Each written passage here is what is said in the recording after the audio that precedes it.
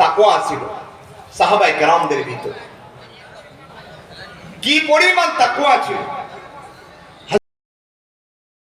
হযরত খলিফাতুল মুসলিমিন হযরত ওমর রাদিয়াল্লাহু তাআলা আনহুর জামানায় ইয়ামান থেকে একজন মহিলা আসছে, তার সাথে কোনো মানুষ নাই, বহু দূরে সফর, দিনে আসছে রাতে আসছে।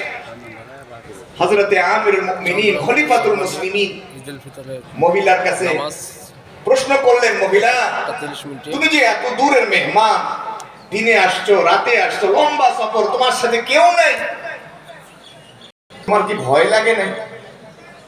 মহিলা জবাব দেয়, আমি কাকে ভয় করব, আমি তো আমার মালিক আল্লাহ আমি ভয় করি। সুবহানাল্লাহ। আচ্ছা আল্লাহকে ভয় করো, ঠিক আছে। আমাদের এই দেশের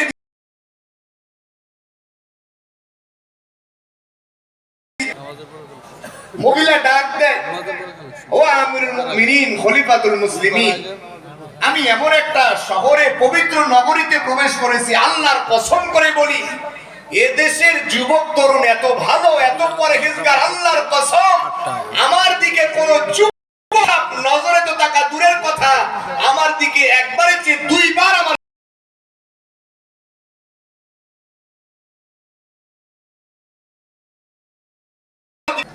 কেমন